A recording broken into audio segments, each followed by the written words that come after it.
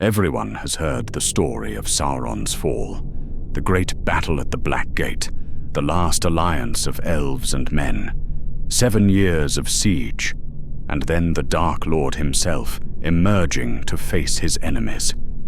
Gil-galad and Elendil, the greatest warriors of the age, striking him down at the cost of their own lives. Isildur taking up his father's broken sword and cutting the ring from Sauron's hand. Everyone knows that story. They sing songs about it. They tell it to their children as proof that evil can be defeated, that darkness can be overcome, that even the greatest shadow will fall before the light. But no one knows what happened after. After the ring was cut.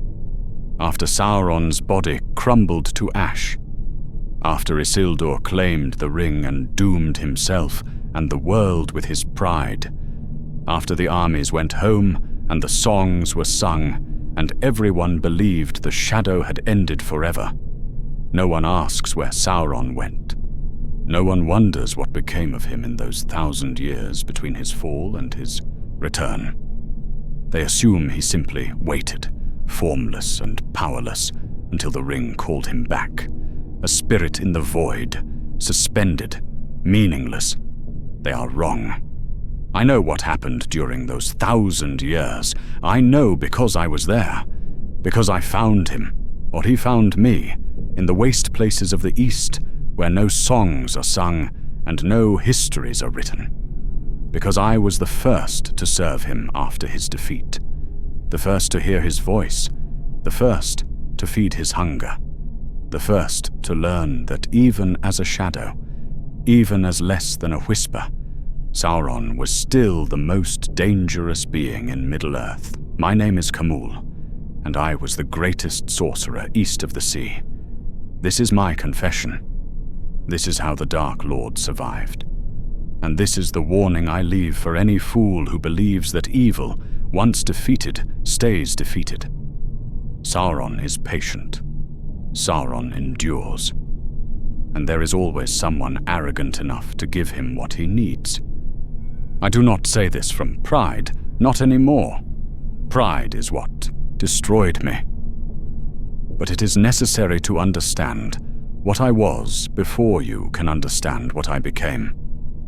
I was feared throughout Rhûn and the lands beyond. Kings sent for me when darkness troubled their realms. Chieftains begged my aid when spirits plagued their people. I had studied the mysteries for 60 years, learned secrets that would drive lesser men mad, bound demons that had terrorized villages for generations. I had walked in the spirit world and returned with my mind intact. I had spoken with the dead and commanded them to answer. I had looked into the void, and the void had blinked first. By the time I reached my 70th year, there was nothing in the spirit world that frightened me. I had seen too much, done too much, mastered too many of the dark arts to feel fear anymore. When common folk spoke of evil, I smiled indulgently. I knew evil. I had wrestled with it, bargained with it, bent it to my will. It held no surprises for me. When a messenger arrived from a village called Carthag, begging for my help with a haunting, I almost refused. Such requests came constantly, and most were beneath my attention.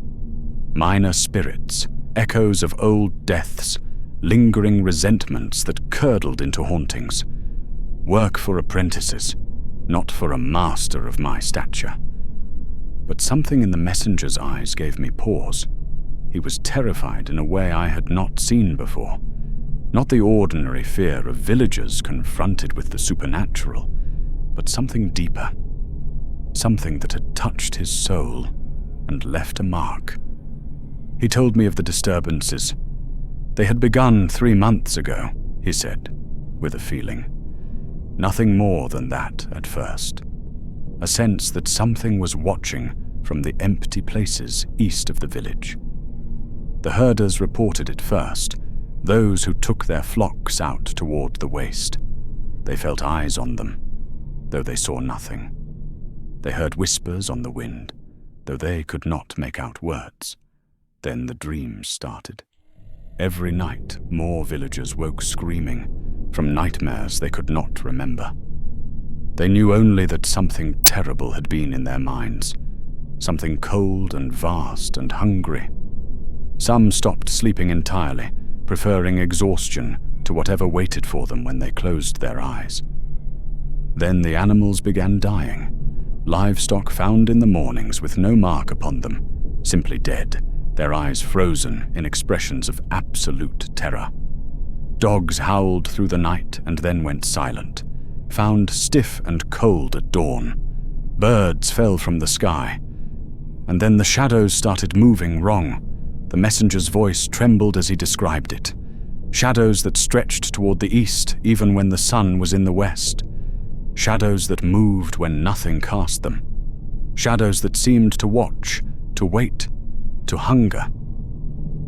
And young Aldrich, the blacksmith's son, who had gone to investigate the source of the disturbances, who had walked east toward the low rise where the wrongness seemed strongest, who had returned 3 days later unable to speak, unable to do anything but sit and rock and weep, who had wasted away over the following weeks, refusing food, refusing water, staring at nothing until his body finally surrendered what his mind had already abandoned.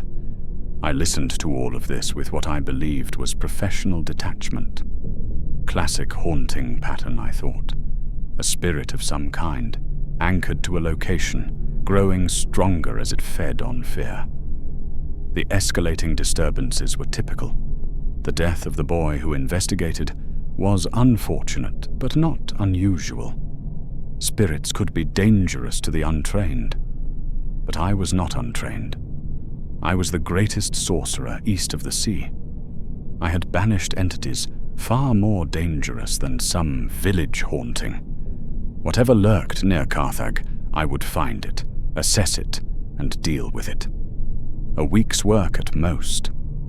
I told the messenger I would come. I named my price, a considerable sum, and he agreed without negotiation.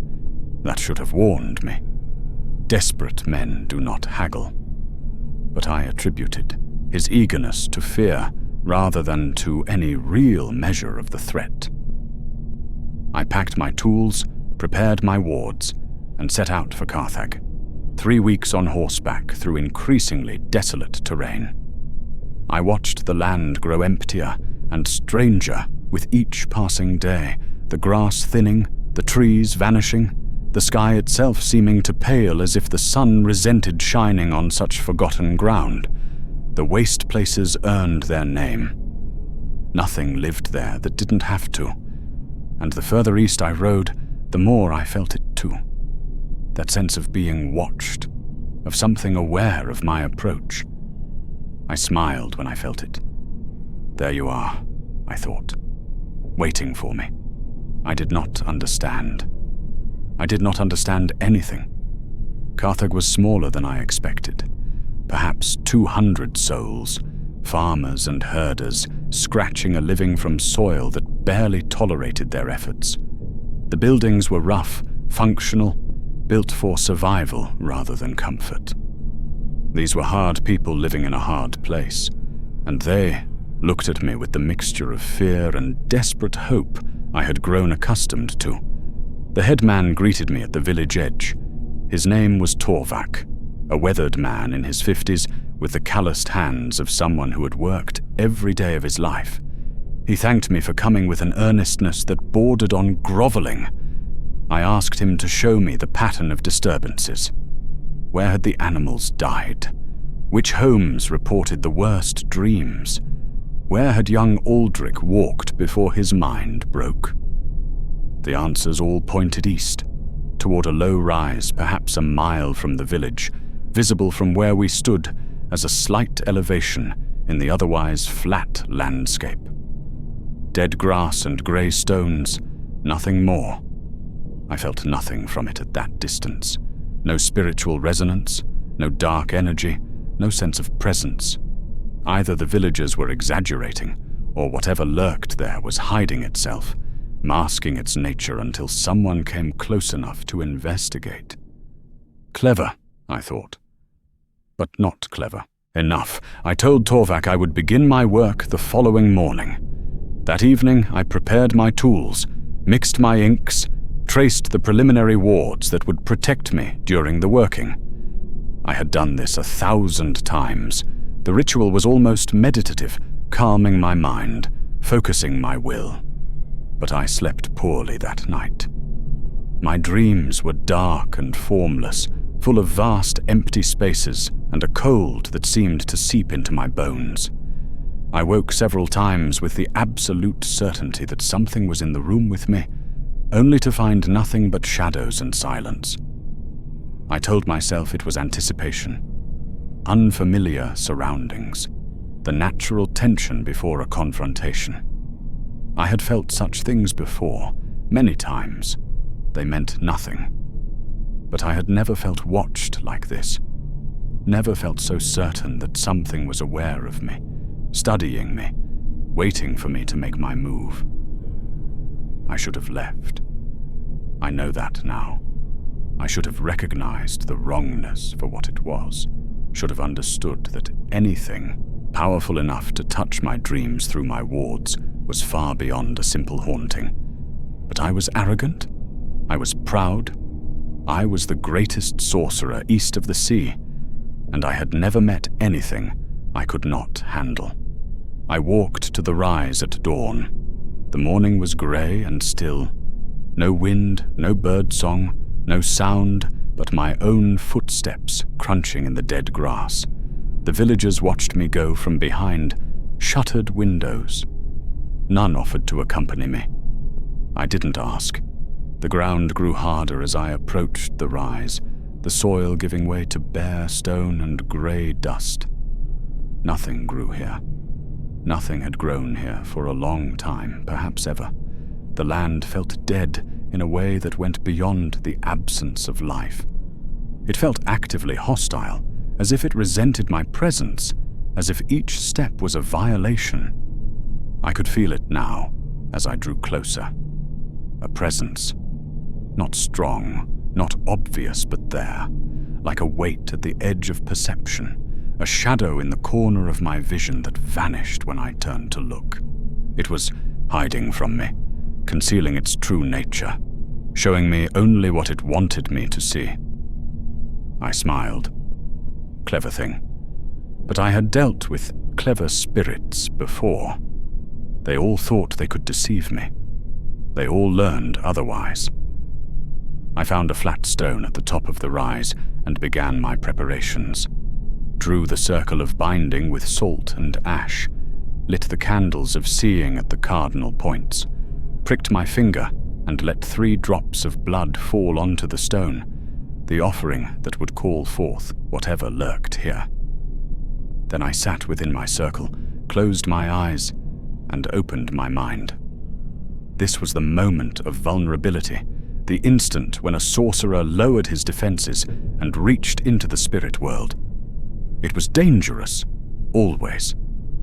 But my wards were strong, my will was stronger, and I had performed this working countless times without incident. I reached out, extending my senses into the unseen realm, looking for the spirit, ready to assess its nature and strength before binding it or banishing it, or bargaining with it, whatever the situation required. I expected to find something small, a minor demon, a hungry ghost, perhaps an echo of some ancient evil that had died here long ago. Something I could handle, something I could defeat. What I found was the sun. The presence hit me like a physical blow, not a spirit, not a demon, not anything I had ever encountered or imagined. It was vast, ancient, cold beyond cold and dark beyond dark, a void that swallowed everything I was and demanded more.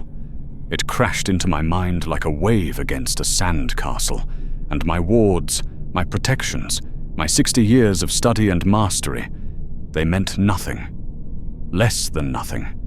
They were swept away in an instant, as if they had never existed. I tried to pull back, tried to close my mind, to sever the connection, to retreat behind walls that were no longer there. I tried to scream, to move, to do anything at all. I could not. Something held me.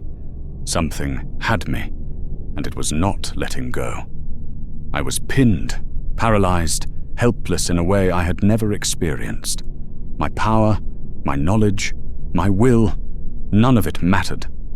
I was an insect caught in amber, a mouse in the talons of an eagle, a candle flame facing the heart of a star. And in that moment of absolute helplessness, I understood. I had never been the hunter. The disturbances, the hauntings, the escalating signs that had drawn me here, they were not the random emanations of a mindless spirit. They were bait, carefully laid, patiently maintained, designed to attract exactly what I was.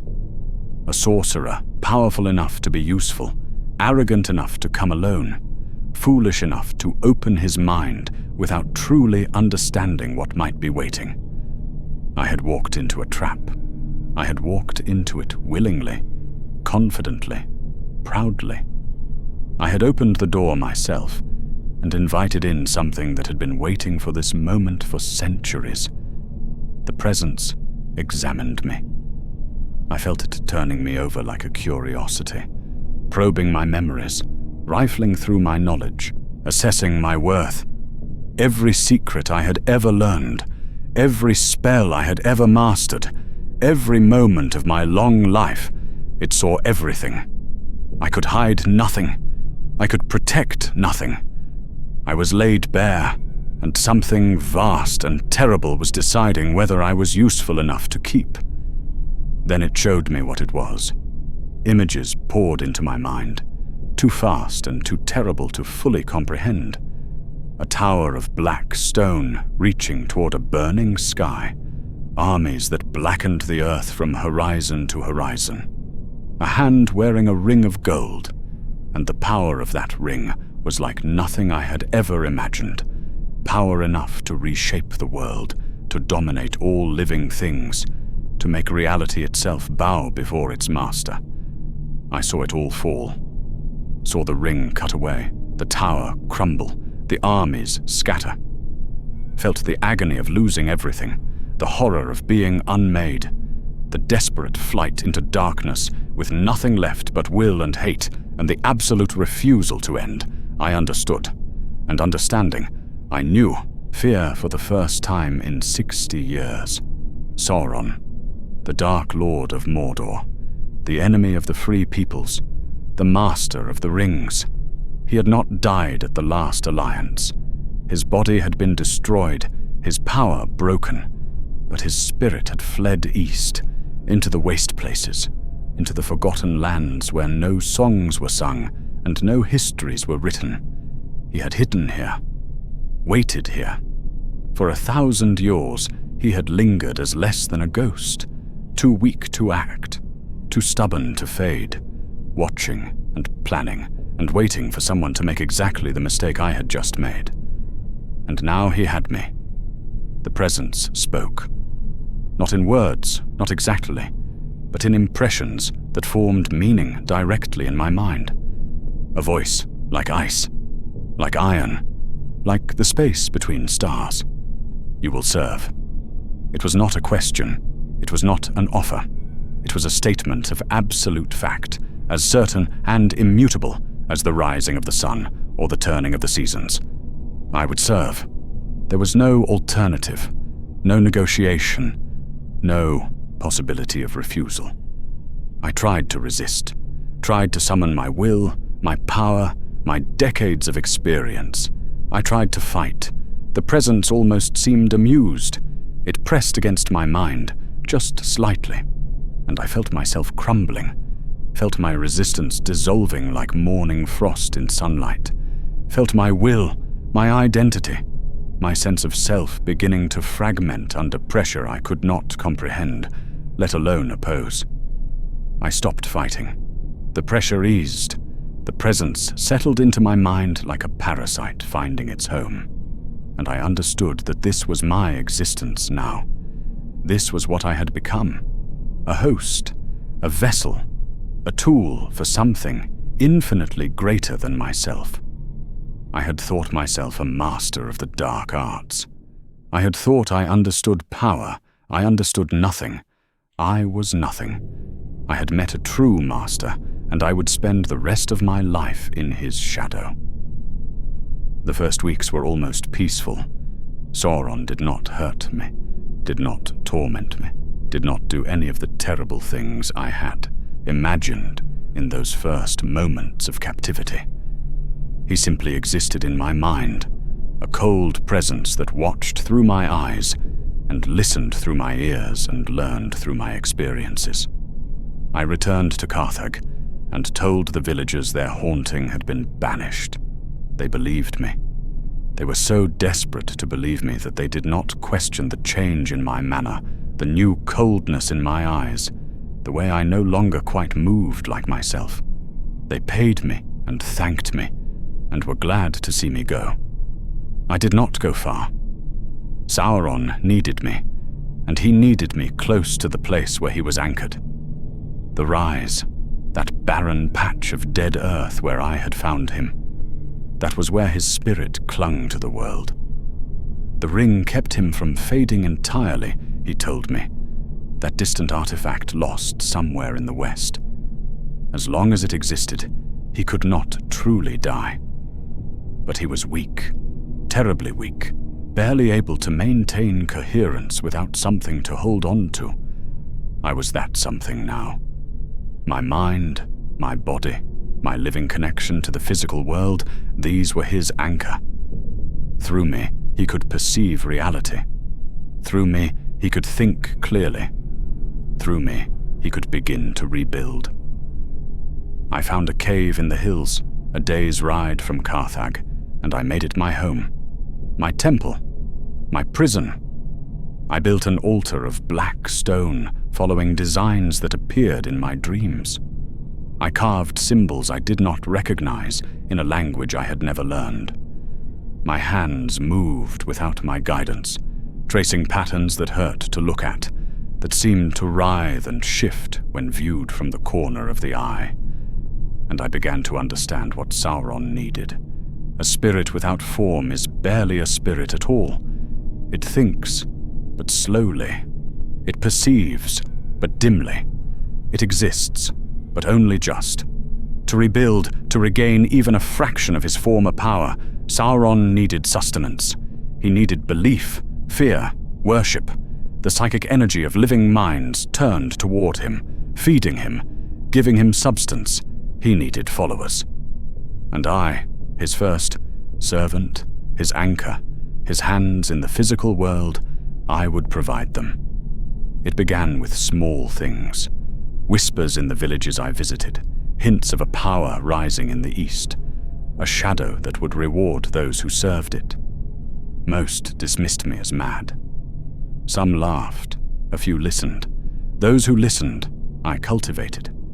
I showed them small magics, tricks I had learned decades ago, things that seemed miraculous to common folk.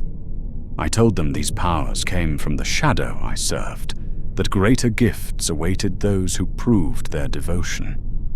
Some believed, some did not.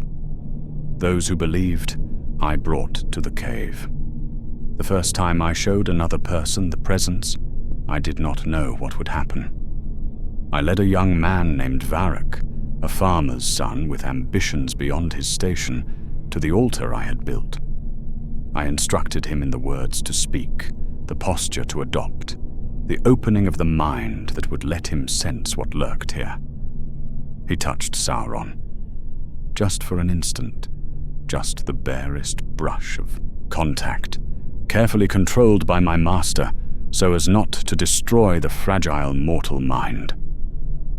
Varrock fell to his knees and wept. When he rose, he was devoted, utterly, completely, without reservation. He had felt a fraction of Sauron's power, and it had transformed him. He would do anything, give anything, sacrifice anything for another taste of that dark glory. I watched him grovel before the altar, and I felt Sauron's satisfaction in my mind. It was working. Each worshipper gave him strength. Each believer fed him. Each act of devotion added another thread to the web he was weaving. And I felt something else. Something that shamed me then and shames me still. I felt pride. I was his high priest, his voice in the world, his instrument. I mattered in a way I had never mattered before, part of something vast and ancient and powerful. The petty magics I had practiced for 60 years were nothing compared to this. I was serving a god. That is what Sauron does. That is his true evil. He does not simply dominate. He makes you grateful for your chains. He makes you thank him for your enslavement. He takes your darkest desires and turns them into worship. I knew I was damned. I knew I was doing evil. But some part of me gloried in it, and that part grew stronger with each passing month. The cult spread slowly at first, then faster. I was not Sauron's only servant, I learned. Throughout the east, throughout the waste places, and the distant lands beyond, others heard his whispers. Other sorcerers, other seekers, other fools who had opened their minds to the darkness and found something waiting. We did not know each other, did not communicate, but we were all doing the same work. Building, preparing, feeding. In my second year of service, Sauron took control of my body for the first time. I do not remember what he did. I remember preparing for sleep, and I remember waking 3 days later in a village I had never visited, my hands covered in blood that was not my own. My throat was raw as if I had been speaking for hours, and the villagers looked at me with a mixture of terror and reverence I did not understand. Sauron told me nothing. He did not explain, did not justify, did not acknowledge what had happened. He simply settled back into his place in my mind, and I understood that this was part of our arrangement now. My body was his to use when he needed it. My hands were his hands. My voice was his voice. I had no right to refuse. I had no capacity to refuse. I could only continue and try not to think too hard about the blood under my fingernails. It happened more frequently after that. Hours lost, days lost, waking in strange places with no memory of how I had arrived, finding evidence of rituals I didn't remember performing, conversions I didn't remember making, acts I did not remember committing. Sauron was using me, and each time he did, he grew stronger. I was not the only one he used. Some of my converts reported similar experiences, gaps in their memory, moments of possession when something else moved their limbs and spoke with their mouths. We were all his vessels, all his hands, all his voice, and the cult grew. 10 followers became 50. 50 became 200, scattered across the eastern lands, hidden in caves and ruins and forgotten places, worshipping the shadow that was slowly, inexorably rebuilding itself. In my 5th year of service, Sauron demanded sacrifice. He had asked for worship before, for fear, for devotion. These things I had provided willingly, or as willingly as a slave can provide anything. But this was different. A man had betrayed the cult, had tried to flee, to warn the authorities in a nearby city, to expose what we were building. My followers caught him before he could escape. They brought him to me in the cave, bound and gagging, eyes wide with terror. Sauron spoke in my mind, his blood on the altar. Now, I hesitated. I had done many dark things in my life, but I had never killed in cold blood. Never taken a life as sacrifice. This was a line I had not crossed, a boundary I had somehow maintained, even as everything else crumbled. I felt Sauron's displeasure like ice in my veins. I felt him pressing against my will, not overwhelming it as he had that first day, but pushing, reminding me what he could do if I refused, what he would do. I told myself the man was a traitor, that he would have destroyed everything we had built, that his death served a greater purpose, that it was necessary, that I had no choice. I killed him on the altar. I spoke the word Sauron put in my mouth. I felt my master drink the death, drink the terror, drink the blood, and I felt him grow stronger. That night, I wept. For the man I had killed, for the man I had been, for the understanding that there was nothing I wouldn't do now, no depth to which I wouldn't sink. The line I had drawn was gone. There were no more lines. Sauron was pleased. His satisfaction filled my mind like poison, and I hated myself for how good it felt to have pleased him. The sacrifices continued. Not often, not constantly. Sauron was patient, and he understood that too many deaths would draw attention, would make the cult harder to hide. But when he needed strength, when he needed to reach further or manifest more clearly, he demanded blood. I provided it. I told myself the victims deserved it. Traitors, enemies, those who would have destroyed us. Sometimes this was true, sometimes it was not. After a while, I stopped caring about the distinction. The years blurred together. 10 years of service, 20, 30. I grew old, my body withering while my master slowly regained his strength. The cult expanded, fractured, reformed, spread through the eastern lands like a disease. We were not the only darkness in the world, not the only evil. But we were patient, and we were growing, and we served something that thought in centuries, while our enemies thought in years.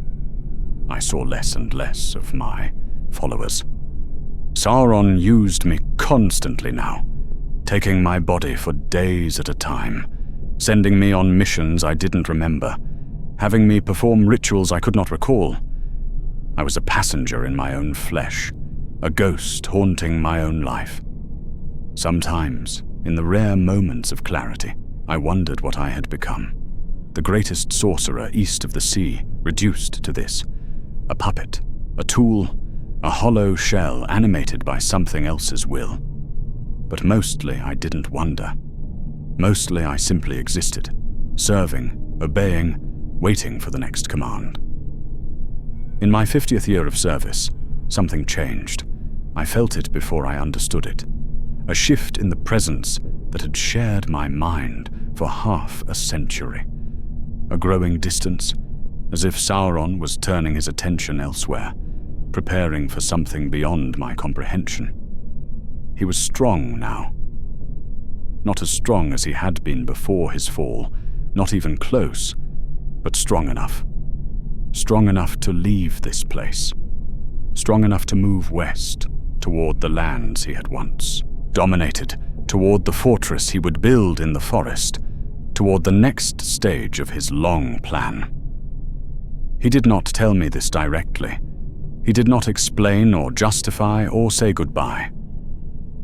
One morning I simply woke and felt the absence. The cold presence that had lived in my mind for 50 years was gone, not destroyed, not banished, just departed. Moved on. Continued. I had served my purpose. I was no longer needed. The emptiness was indescribable. For 50 years, I had not been alone in my own head. For 50 years, something vast and terrible had been with me, constantly, directing me, using me, giving my existence meaning. And now it was gone. I should have been relieved, should have felt freed. Instead, I felt bereft, abandoned, cast aside like a tool that had outlived its usefulness. That is the final horror of serving Sauron. Even when he releases you, you are not free. You have grown so accustomed to the chains that freedom feels like loss. You have learned to love your cage so deeply that the open sky terrifies you. I continued the rituals, maintained the cult, did what I had always done. But it was hollow now, purposeless. I was a priest without a god, a servant without a master. I was nothing. I lived another 30 years after Sauron left. 30 years of emptiness, of going through motions that no longer meant anything, of watching from a distance as the shadow I had helped nurture grew in the west. I heard rumors over the decades, whispers that reached even the waste places where I had made my home. A darkness in the forest of Mirkwood. A necromancer, they called him, a sorcerer of terrible power who had built a fortress on a hill and filled it with evil things. The elves were concerned. The wizards were investigating. I knew who it was. I knew what it was.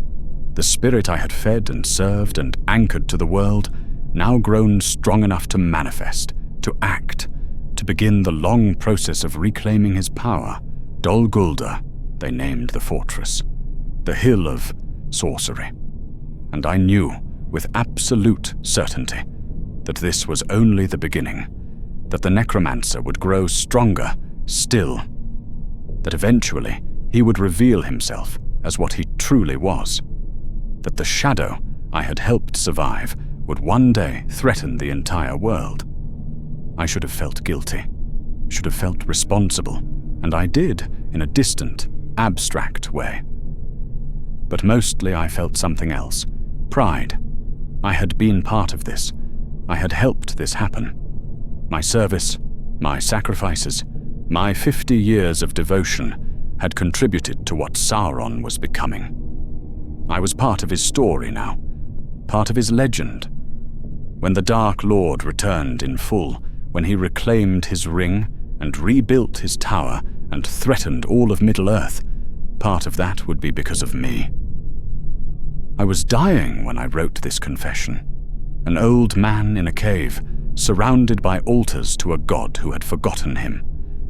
My hands shook, my eyes were failing, my breath came harder with each passing day. But I wanted someone to know, wanted someone to understand what I had done and why. Not for forgiveness. I do not deserve forgiveness. Not for sympathy. I do not deserve that either. I wanted to leave a warning. Sauron is patient. That is his nature, his defining quality, the thing that makes him more dangerous than any simple enemy. He thinks in centuries. He plans in ages. What seems like defeat to us is merely a setback to him. What seems like death is merely a transition. When they cut the ring from his hand, when they destroyed his body and scattered his power, he did not despair. He did not rage against fate or surrender to oblivion. He fled, and he hid, and he waited. 1,000 years.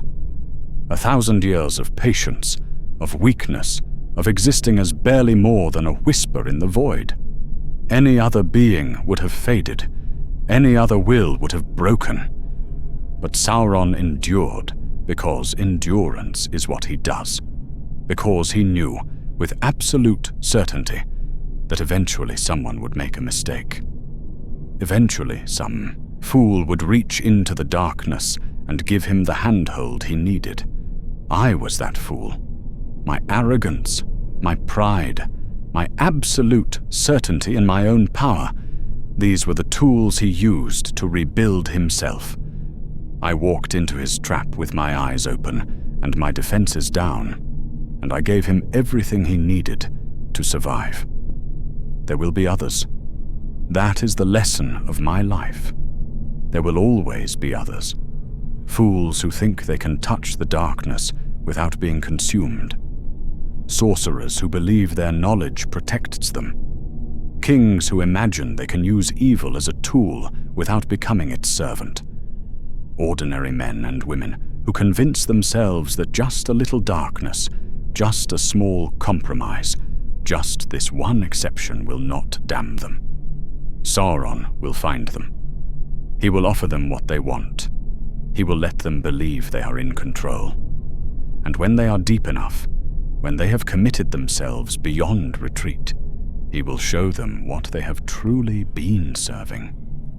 This is his genius. This is his power. Not the ring, not the tower, not the armies or the Nazgul or any of the symbols of his dominion. His true power is that he understands us. He knows our weaknesses, our pride, our desperate need to believe that we are special, that we are exempt, that we can touch fire without being burned. He knows, and he uses what he knows, and we fall. Again and again and again, we fall. I do not know how this story ends. I know that the necromancer still lurks in Dol Guldur. I know that the ring is still lost somewhere in the world, calling to its master, waiting to be found. I know that Sauron is patient, and that patience is its own kind of immortality. Perhaps he will be defeated again. Perhaps heroes will rise to oppose him, as they did at the last alliance. Perhaps they will destroy the ring somehow, unmake it in the fires where it was forged, and end the Dark Lord forever. Or perhaps they will fail. Perhaps Sauron will reclaim his power and complete what he began so long ago. Perhaps the shadow will cover all of Middle-earth, and no light will remain to oppose it. I will not live to see the answer. My time is ending.